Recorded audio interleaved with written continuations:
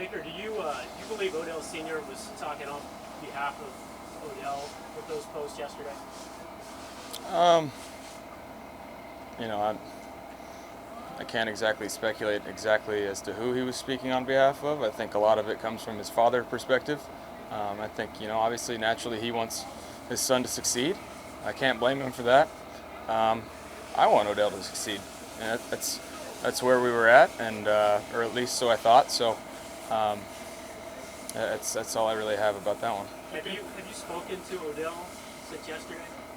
No, What was your reaction to the video, just in general? I was probably just about as surprised as all of you were. Is the relationship salvageable? I mean, I don't know. I thought we had a very open line of communication going into it, so we'll see. Like I said, more surprised than anything, as everybody was. So we'll see going forward, and there's always room for improvement in any relationship. So we'll see. Do you want him back?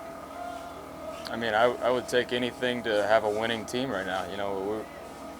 Our focus needs to be on winning, and anything like this that's stuff that's created on the outside, drama-wise, takes away from the focus and attention to detail that we need to have, which is exactly the reasons why we haven't been able to win, is we haven't executed well enough, haven't schemed it up to be able to do that, and so I think a lot of this is frustration, that's the tension that's built up because we're not playing how we should be.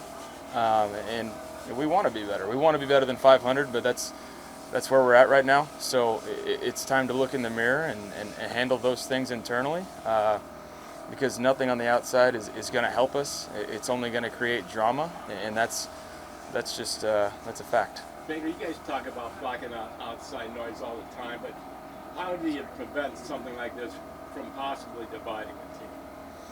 Yeah, I mean, I think this is it's definitely different than a normal sports media circumstance.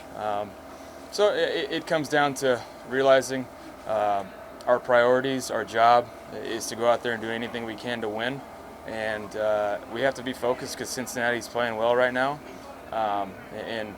It comes down to knowing where your heart's at, knowing your teammates extremely well, and that's something that I take an extreme amount of pride, and I truly care about each one of our guys.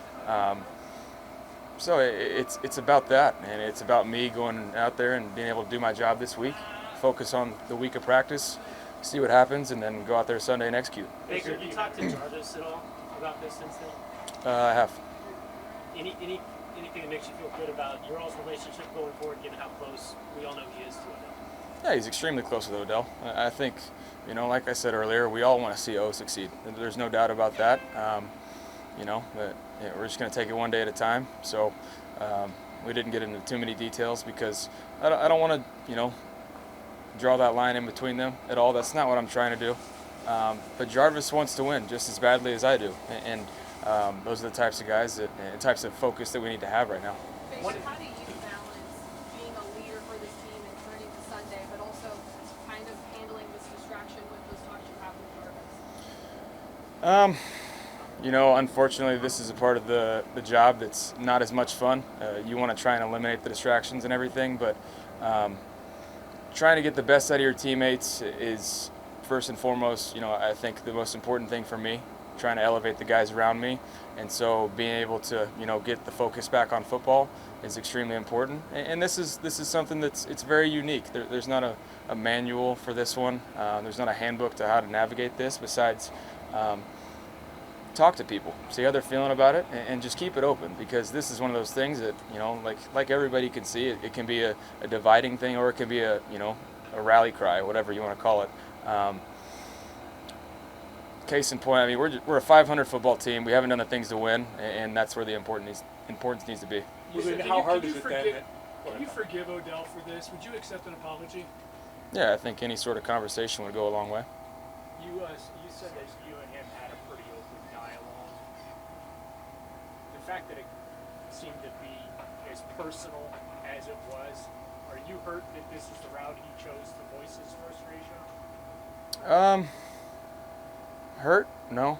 Surprised? Yes. Yeah, I think there's different things that play a factor into it. I've had conversations with his dad before, man to man, face to face, and I was pretty surprised by the video and the intentions and the feelings behind it. I'd be lying if I said otherwise, but hurt? No, I'm good. I'll be all right. Are you surprised you haven't heard from Odell in the last 24 hours since that video? No, I think there's a whole lot of stuff they're trying to figure out, like Coach said earlier, with Andrew and with their guys that they're trying to figure that out. So we'll see when the time comes. Well, when you talk about being 4-4 and these are huge games for you, does there need to be resolution as quickly as possible with this? Resolution, I don't know about that part. I think it just needs to, the task at hand. We're having a multitask right now, and that's just a unfortunate circumstance of what's going on. We're having a multitask instead of just being able to focus on winning, and that's been created by something on the outside. So we need to find a way to do that. And you know what?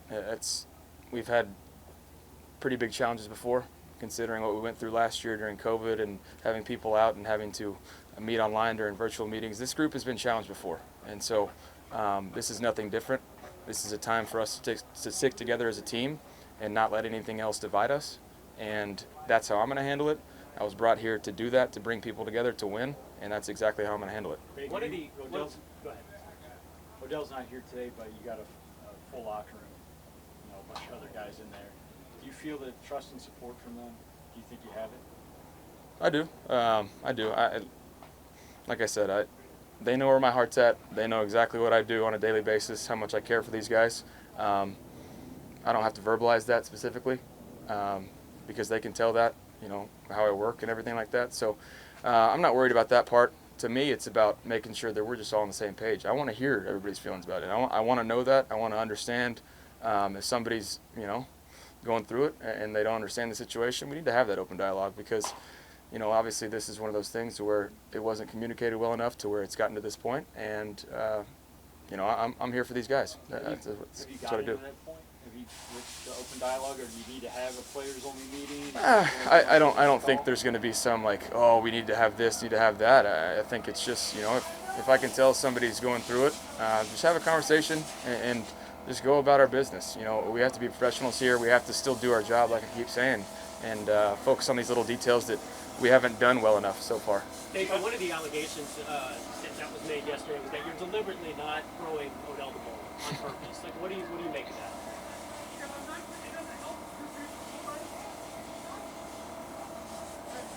It's deliberately not throwing the ball to an extremely talented player that I've done a lot of work with is it's an opinionated statement. I'll say that. You've spent a lot of time. We've seen it. You and Odell here out on the side. He was in Austin. You guys went to Montana together. Why has it not? Why has it come? Now that you kind of look back, why has it come to this point? Especially now that it looks like he might have. I can't exactly give you the full answer as to why, but I'm here now, and I got to be the leader for these guys, and we'll see where this situation goes. But I got to do my job and lead, and this is just a bump in the road of adversity, and you're gonna have to handle it and roll with the punches. Do you see on the practice field and on the film, reason that you think the past game can turn around quickly? I do. Like I said, it's little details and things that we haven't done well enough, and it's hurt us in big moments to get to this point. So, like I said, there's a lot of frustration built up because we haven't been as successful as we expected or we thought. But that doesn't change the work and the grind. These are all fixable things. Until halftime in Cincinnati on Sunday, we're not even halfway through the regular season. So it is what it is, and we're going to roll with it. Do you think you've done a good job finding him enough in the offense this year? There's been plays and things where he's not exactly the first read, which we talk about spreading the wealth around because we have a lot of weapons. And there's been throws that I would love to have back. And we talk about the Minnesota game where just minor things that it is what it is, and there's always things to get corrected. Now, am I going to focus only on him and force him the ball? No, because that's not who I am, and that's not how this offense operates. You saw that last year, and that's how I'm going to handle it. You guys have a game Last one. Sunday. Are you guys planning to move forward without him at this point? Have you been told that he's not part of the plans anymore going forward?